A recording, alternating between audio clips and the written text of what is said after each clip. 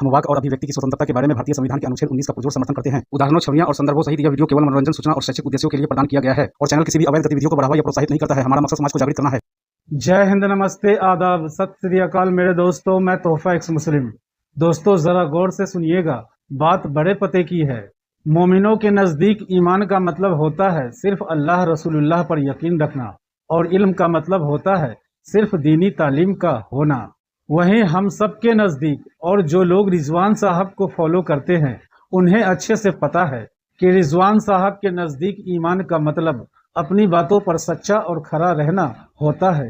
भले ही रिजवान साहब खुद को एक्स मुस्लिम होने का दावा नहीं करते हैं, लेकिन रिजवान साहब इस्लाम की टीचिंग को खुलेआम एक्सपोज करते हैं और हमारे लिए बस इतना ही काफ़ी है। तो आइए देखते हैं आज के वीडियो में रिजवान साहब ने इस्लाम की टीचिंग को किस तरीके से एक्सपोज किया है। तुम्हारी औरतें तुम्हारे लिए खेतियां हैं और तुम जिस तरह से चाहो अपनी खेतियों में आओ। तुम्हारी बीवियां तुम्हारी खेतियां हैं, औरतें तुम्हारी खेतियां हैं, लिहाजा जिधर से तुम चाहो अपनी खेती में आओ। औरतें आपकी खेती है, आप जब चाहे जा सकते हैं, मतलब वो आपकी है, आपके लिए। कुरान मजीद में कहा गया है कि औरतें आपकी खेती है। कुत्ता पालना तो वैसे ही हराम है, समझते नहीं समझते? बाकी पालें फिर क्या क्या क्या पालें, सवाल पैदा होता है ना। कुछ भी नहीं पाले, ऐसा नहीं है। सबसे पहले बीवियां पालें आपकी। लिहाजा कोई आपको नेक औरत मिलती है, एक मिले उसको भी पे भी कब्जा करो, दूसरी मिले उस पे भी कब्जा करो, तीसरी मिले उस पे भी कब्जा करो, चौथी मिले उस पे भी। तो साथियों, सीमा सचिन से सीधी बात देख ली। कभी कभी हंसी मजाक अच्छा लगता है, लेकिन आज का मुद्दा बहुत गंभीर है। यूसीसी को लेकर जाहिल आजम साहब ने, मैं इज्जत के मारे उनका नाम नहीं लेता, एक बयान दिया है और यूसीसी को लेकर एक मेरा बयान सही साबित हुआ है। और यूसीसी को लेकर और मणिपुर को लेकर जो बहुत से गटर छाप मुझे गाली दे रहे हैं, उनके लिए आईना लेके आया हूं। बहुत ही खूबसूरत आईना कि मणिपुर में क्या हो रहा है, खिलाड़ियों का क्या हो रहा है, किसान आंदोलन में क्या हो रहा है, ट्रेन दुर्घटना में क्या हो रहा है। तुम लोग इसकी ज्यादा ना फिक्र किया करो, क्योंकि वक्त कम है, दूसरे समाज बड़ी तेजी से आगे निकलना है। ये सब छोड़ो, मणिपुर के लिए विपक्ष है, सरकार है। मुझे तुम एकदम से गालियां देने लगते हो मणिपुर पर। मणिपुर पे जो मैंने वीडियो बनाया तुम लोग देखते नहीं हो। मणिपुर का कैपिटल कहाँ है ये नहीं तुम्हें पता होगा।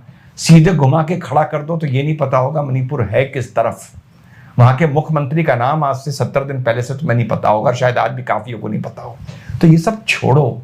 यही कहता हूं, हर जगह बुलबुलों की तरह कूदने लगते हो, पॉपकॉर्न की तरह। बहुत गंभीर वीडियो लेके आया हूं मेरे भाइयों, मुसलमान भाइयों। उन गटर छापों को समझाओ कि वो छोड़ें, अपना देखें। तो आज का वीडियो बहुत गंभीर है।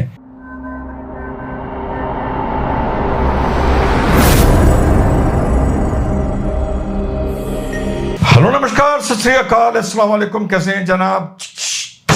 दंत तेरे की गटर छापो। तो साहब, जाहिल आजम साहब का एक इंटरव्यू चल रहा था। अच्छा भैया, बहुत अच्छी बात है।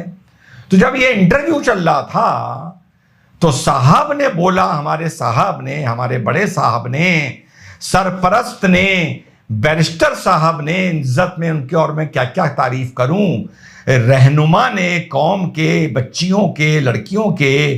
तो साहब उन्होंने ये तकरीर दी। और आप कह रहे हैं कि इस्लाम में प्यूबर्टी की उम्र में शादी हो सकती है। बिल्कुल सही है, बिल्कुल सही है, हो सकती है।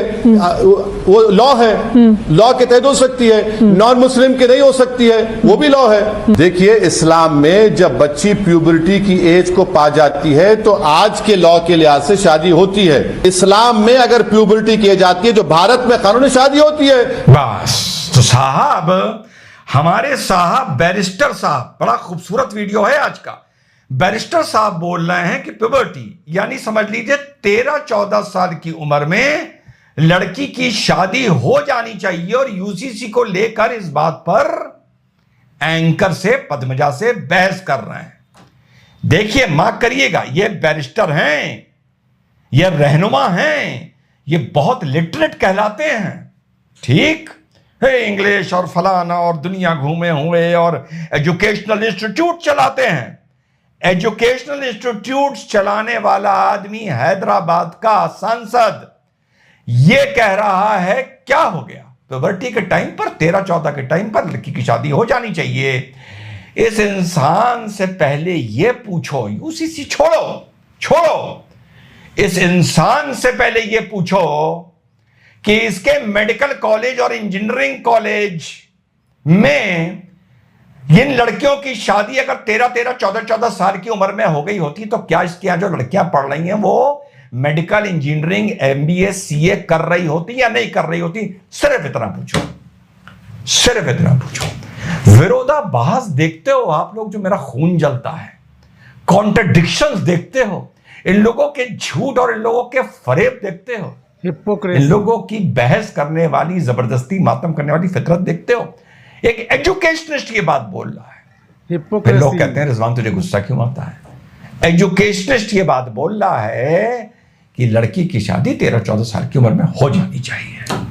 ठीक, जब कुछ सवाल जवाब किए गए, यानी उसकी पैरवी कर रहा है, कुछ सवाल जवाब जब इससे किए गए तो सुनो इस आदमी ने क्या एग्जाम्पल दिया, इलस्ट्रेशन दिया, दुहाई दी, कौन से समाज की दी और कौन सी दुनिया के हिस्से की दी। सुनना, बड़ा इंटरेस्टिंग वीडियो है, तोड़ तोड़ के चीजें लाके जोड़ के आप लोग के सामने परोसता हूं और ओरिजिनल कंटेंट देता हूं। अमेरिका में क्या एज है मालूम आपको? स्टेट्स में अमेरिका में क्या एज है मालूम आपको?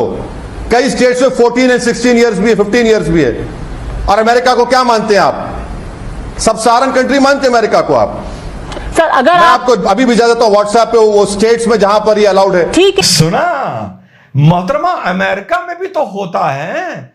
क्या अमेरिका पिछड़ा हुआ मुल्क है?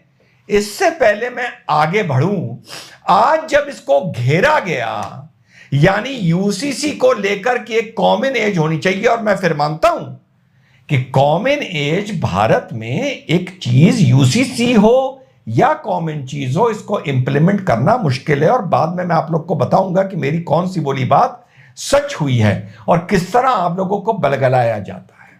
मुश्किल चीज है, हल्दी पर, हथेली पे सरसों नहीं जमाई जाती है, मैं मानता हूं, लेकिन आर्ग्यू करने के लिए, for the sake of argument, बहस करने के लिए, विरोध करने के लिए, एक एजुकेशनिस्ट ने पहले कहा कि 13-14 साल की लड़की की अगर शादी हो जाती है तो ठीक है, क्या हो गया एजुकेशनिस्ट से, बैरिस्टर ने। और फिर वो आदमी अपने आर्गुमेंट को सस्टेन करने के लिए, उसे पावर देने के लिए अमेरिका के कुछ स्टेट्स की दुहाई दे रहा है जहां 14 से 16 साल की लड़की की भी शादी हो जाती है। लेकिन इस एजुकेशनिस्ट को, इस तथाकथित बैरिस्टर को और जहनियत से मौलाना को यह नहीं पता कि वहां के कुछ स्टेट्स में यह परमिशन क्यों दी जाती है, कि वहां पे जो अनवेड की प्रॉब्लम है कि एक लड़की का इंटरकोर्स हुआ, उसने कंसीव किया, वो छुपाती रही और एक ऐसी स्टेज निकल गई कि उसका मेडिकल टर्मिनेशन ऑफ प्रेगनेंसी नहीं हो सकता। तो वहां पर ये लॉ लाया गया क्योंकि वो अपने समाज को ठीक नहीं कर सकते थे, इतना कंट्रोल और चेक नहीं कर सकते थे किसी और कारणों से, कि अगर कोई, ये स्पेशली इसका ये रीजन था, this was the reason behind this law, क्योंकि ये चीज मैंने पढ़ी थी पर इसको नहीं पता, इसको किसी ने स्क्रीनशॉट खींच के दे दिया कि साहब ये बोल देना, और इसने बोल दिया। तो उनको ये बताया गया, वहां पे ये एक कंसेंसस बना कि पेरेंट्स के कंसेंस से, मेडिकल कंसेंस से, किसी भी चीजों से अगर ऐसी स्टेज आ जाती है कि लड़की का मेडिकल टर्मिनेशन ऑफ प्रेगनेंसी नहीं हो सकता और वो 13, 14, 15 साल की है, तो उसकी शादी की लीगल परमिशन, अनुमति दे दी जाए। इट इज एन एक्सेप्शन, और इस एक्सेप्शन का रीजन मैंने आपको बता दिया। ठीक, तो इसने अमेरिका के समाज की दुहाई दी अपनी बात को आर्ग्यू करने के लिए। कुछ दिन पहले जब इसको आर्गुमेंट सूट नहीं कर रहा था तो इसी आदमी ने बोला था, अमरावती के और हिंदुस्तान के मुसलमान को सऊदी अरब के बादशाह से कोई कनेक्शन नहीं। देखा, आ गए औकात पर, जिस पर मैंने बोला था आ गए औकात पर। तो ये है इनकी फितरत कि जब इनको आर्ग्यू करना होता है, ये अमेरिका के समाज और अमेरिका के कानून की दुहाई देते हैं और जब इनको आर्ग्यू करना होता है तो ये अरब के लिए भी कह देते हैं कि हमें अरब से या मिडिल ईस्ट से या तुर्की से क्या मतलब। हिपोक्रेट ये है इनकी फितरत। और आगे चलते हुए ये तो बैरिस्टर है ना, ये तो एजुकेशनिस्ट है ना। एक साहब ने ये देखिए ये भेजा, मुझे बहुत से गटर छापों ने मणिपुर को लेके गालियां दी। ठीक, मैं आपको बता ही चुका हूं, ट्रेन एक्सीडेंट होगा खुश हो जाएंगे, मणिपुर के कांड में खुश हो जाएंगे, खिलाड़ी बैठ जाएंगे खुश हो जाएंगे, किसान बैठ जाएंगे खुश हो जाएंगे। इनको तो कोई काम नहीं है, अपना समाज ठीक नहीं करना है, अपने पढ़े लिखों को ठीक नहीं करना है। जो एजुकेशनिस्ट होके कह रहे हैं कि लड़की की शादी अगर 13 साल में होगी तो क्या हो गया। इतना बेशरम आदमी कोई देखा है आपने जिंदगी में? एजुकेशनिस्ट देखा हो तो उसका नाम बताइएगा। ठीक, अब आप मणिपुर की महिलाओं की चिंता करने वाले गटर छापो, खिलाड़ियों की चिंता करने वाले गटर छापो, तुम पहले इनको सुन लो, इनको सुन लो। कुत्ता पालना तो वैसे ही हराम है, समझते नहीं समझते? बाकी पालें फिर क्या क्या क्या पालें, सवाल पैदा होता है ना। कुछ भी नहीं पाले, ऐसा नहीं है। सबसे पहले बीवियां पालें आप। लिहाजा कोई आपको नेक औरत मिलती है, एक मिले उसको भी पे भी कब्जा करो, दूसरी मिले उस पे भी कब्जा करो, तीसरी मिले उस पे भी कब्जा करो, चौथी मिले उस पे भी। दलील ये कि हदीस से पता चलता है कि अल्लाह ने औरत में अकल मर्द से निस्बतन कम रखी है। तुम्हारी औरतें तुम्हारे लिए खेतियां हैं और तुम जिस तरह से चाहो अपनी खेतियों में आओ। तुम्हारी बीवियां तुम्हारी खेतियां हैं। औरतें तुम्हारी खेतियां हैं, लिहाजा जिधर से तुम चाहो अपनी खेती में आओ। औरतें आपकी खेती है, आप जब चाहे जा सकते हैं, मतलब वो आपकी है, आपके लिए। कुरान मजीद में कहा गया है कि औरतें आपकी खेती है। सुना? बड़ा वाला तो एक तरफ तो तुमने अपने बैरिस्टर को सुन लिया, एजुकेशनिस्ट को सुन लिया, एक तरफ तुमने अपने मौलानाओं को सुन लिया। बैरिस्टर साहब बोल रहे थे कि इतने हजार लड़कियां ड्रॉप हो गया है मुसलमान लड़कियों के हायर एजुकेशन में और जिम्मेदारी इसकी सरकार को दे रहे थे। अरे जाहिलों के बादशाह जाहिले आजम साहब, एक तरफ विरोधाभास देखो। तुम कहते हो कि लड़की की शादी अगर 13-14 में हो गई तो क्या फर्क पड़ गया।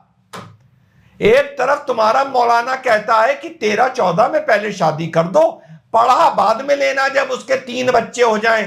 13 नहीं बोल रहा, 3 बोल रहा हूं, जब उसके 13 बच्चे हो जाएं। एक तरफ कहते हो कि अगर स्कूल में हिजाब की परमिशन नहीं है तो पढ़ाई छोड़ दो। एक तरफ कहते हो अगर स्कूल में परमिशन नहीं है हिजाब की तो पढ़ाई छोड़ दो।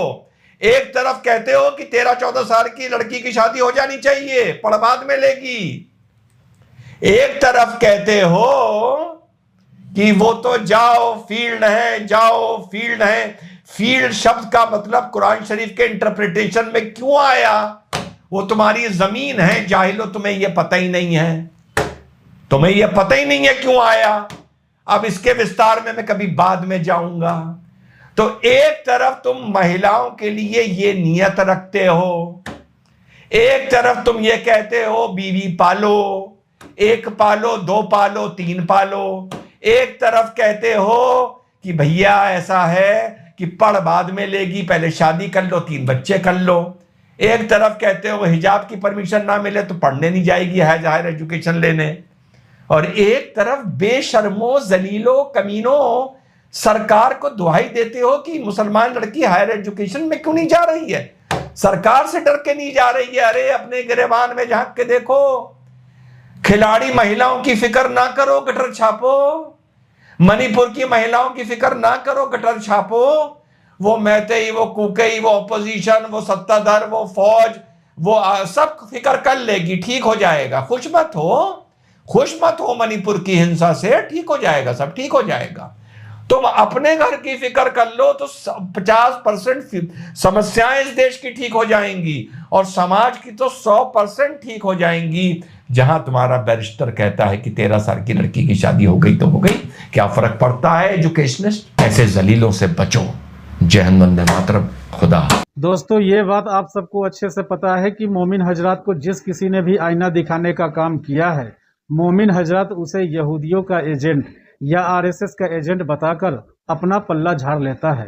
और इस बारे में आपकी क्या फीलिंग है कमेंट में लिखिएगा जरूर। और एक्स मुस्लिम एक्टिविज्म के लिए हमारा समर्पण आकर्षक है, तो ज्वाइन बटन दबाकर हमारे चैनल का मेंबरशिप ले लीजिए, हमें और ज्यादा सपोर्ट मिलेगा। और चैनल को सब्सक्राइब किए बिना ना छोड़े, साथ में वीडियो को लाइक शेयर और कमेंट भी किया करें, ताकि आपके लिए अच्छी अच्छी डिबेट हमेशा लाता रहूं। तो फ्रेंड्स, आज की डिबेट को यहीं पर एंड करते हैं। फिर से हाजिर होऊंगा आपके बीच एक और नई डिबेट लेकर। अपना और अपनों का ढेर सारा ख्याल रखिए। इंसानियत जिंदाबाद, वंदे मातरम।